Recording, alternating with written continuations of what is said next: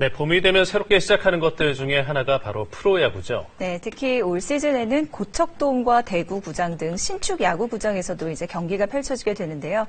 오늘 한성윤 기자와 자세한 소식 알아볼게요. 예. 그러면은 이제 야구 보는 재미가 더 커지겠네요. 예, 한국 프로야구 역사에 있어서 한 시즌에 새로운 야구장 2개가 생기는 것은 이번이 처음입니다. 고척돔은 잘 아시는 대로 한국 최초의 돔구장이고요. 네. 대구구장 같은 경우는 한국 최초의 팔각형 형태의 구장입니다. 이 두 구장 모두 굉장히 큰 기대를 모으고 있습니다.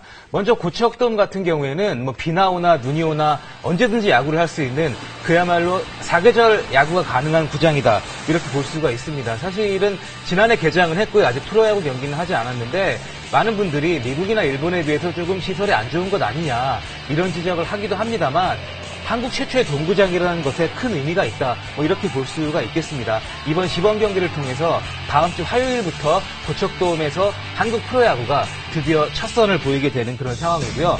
대구의 삼성 라이온즈 파크 공사를 모두 끝냈습니다. 이제 시범 경기 개막만을 기다리고 있는데요.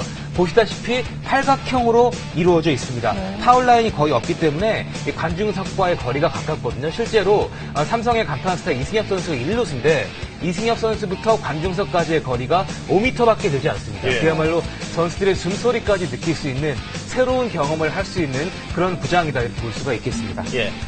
시범 경기는 보통 우천 취소가 많은 편인데 이제 돔구장이 생겼으니까 그럴 일은 없겠네요. 예, 시범 경기는 비가 조금만 내려도 취소하는 경향이 있고요. 특히 오늘도 황사주의보가 있습니다만 요즘에는 황사 때문에 취소되는 경우가 많았거든요. 고척돔이 생기면서 이런 일은 이제 사라지게 됐습니다. 예.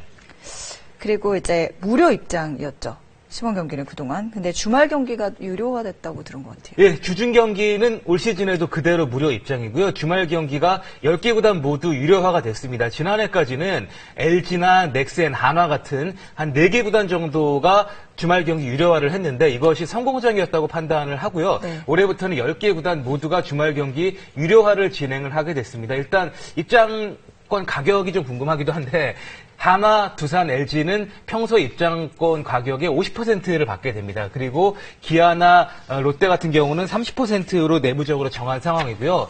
좀 전에 말씀드렸던 새로운 구장에서 경기를 치르는 넥센과 삼성 같은 경우도 50% 이상의 가격을 예상을 하고 있는 그런 상황입니다. 네. 구단들 입장에서는 주말에 돈을 받지 않으면 너무나 많은 관중들이 한꺼번에 몰리다 보니까 예. 안전사고의 우려가 있다 이렇게 이야기를 하고 있는 상황이고 많은 팬들도 지정자석제가 되기 때문에 좀 더 쾌적한 관람이 가능하지 않을까 이렇게 이야기를 하고 있습니다. 예.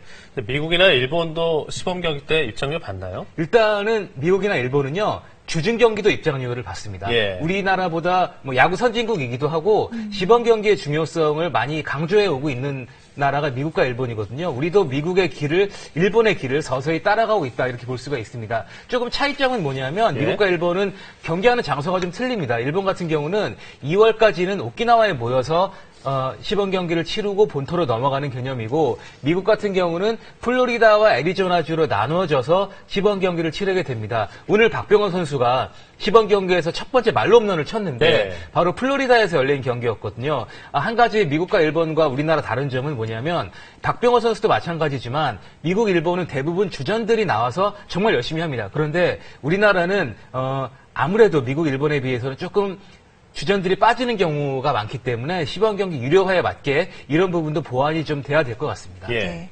근데 이제 시범 경기 성적 말이에요. 이 성적은 정규 시즌 성적과 반비례한다 이런 말도 있는데 사실인가요? 예, 일단 시범 경기 너무 잘하면 안 된다라는 말도 있긴 합니다만 사실은 큰 상관관계는 없고요. 지금까지 한번 기록을 분석을 해봤더니 네. 시범 경기 1위 팀이 실제 정규 시즌에서 우승까지 차지한 경우는 20% 정도가 있었습니다. 그렇기 예. 때문에 꼭 시범 경기에 못해야 정규 시즌에 잘한다 이 부분은 아니고요. 관전 포인트가 조금 다르다고 볼 수가 있습니다. 시범 경기 같은 경우는 아무래도 유망주들의 가능성을 시험하는 그런 경우가 많고 지난해 같은 경우는 사실은 시범 경기부터 삼성의 구자욱이라는 선수가 엄청난 스타로 떠올랐었거든요. 왜냐하면 구자욱 선수가 정규 시즌에 데뷔를 하지도 않았는데 일본에서 열렸던 경기 그리고 국내에서 3월에 열린 시범 경기를 통해서 엄청난 기대를 모았습니다. 얼굴도 잘생기고 해서 더 큰 기대를 모았는데 올해는 약간 취향이 달라졌습니다. 올해 기대를 모으는 선수 기아의 박진두 선수가 있고 SK의 김동엽 선수가 있는데 이 두 선수 모두 엄청난 파워를 자랑하는